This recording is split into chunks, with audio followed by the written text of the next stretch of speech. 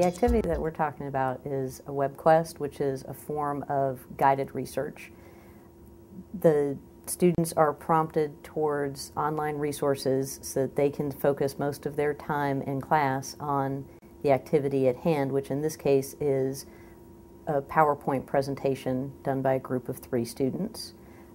Their task is fourfold. They're to research an historic earthquake, a historic volcano, techniques that are used currently to monitor these events and to try to predict them.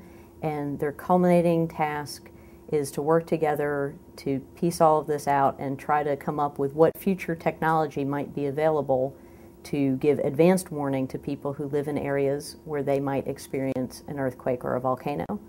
So in this project, each student is assigned a role, either to research the historic earthquake, the historic volcano, or the monitoring techniques for one of those 2, and the group gets to choose which one they'd like to do. They pull all of this information together along with their class materials, their notes, their book, and their labs, and arrive together at this future technology. To prepare for the activity, I found a number of websites that each student would be able to use to accomplish their task and set up a web page for them to access.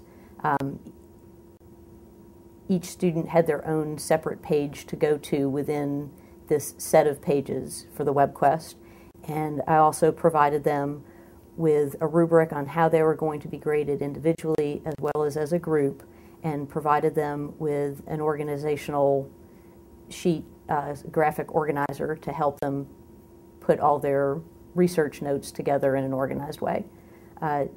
Nearly all the preparation occurs prior to class, so come class time, really all we need are laptops with internet access so that they can both do their research and get their presentations prepared.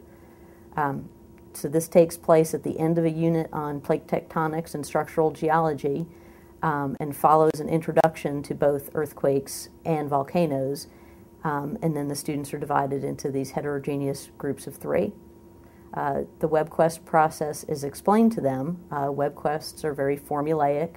They always have an introduction, a task description, procedures for each group member, an evaluation which tells them how they'll be graded, and a conclusion.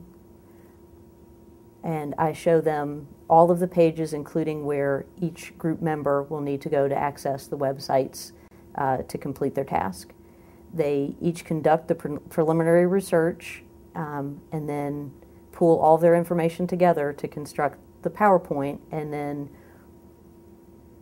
use the information they collected to look at specific problems and evaluate what the worst parts of these disasters were for people affected by them, to try to devise their future technology. The students then collaborate to make sure that each member is ready to participate in the presentation of their slideshow, and do a peer assessment at the end as well. So the collaborative learning elements in this are positive interdependence in terms of both task interdependence and resource interdependence, and you can include outside enemy interdependence as well, since you can essentially rank the future technologies one group against the other. They have individual accountability because their individual worksheets are collected, as well as their individual performance in the slideshow presentation. And then material from all of the presentations is included in a quiz that each student takes individually as well, in addition to their peer review of how their group mates contributed in terms of both work and effort. They also have group processing because the students provide feedback about how they performed, how their peers performed, how they might have performed better, and their ending thoughts on what they thought of the whole experience. At the end of my course, I asked the students to reflect on all of the labs and projects that they had done in the class, and this one was the project that most students felt that they had benefited from to the greatest extent because of their ability to do their own research, to work together to come to a higher level in terms of bringing everything together and going beyond, and that they got to present it. The WebQuest format of guided research allows the students maximum time on task to focus on the higher thinking element and more time for their group collaboration.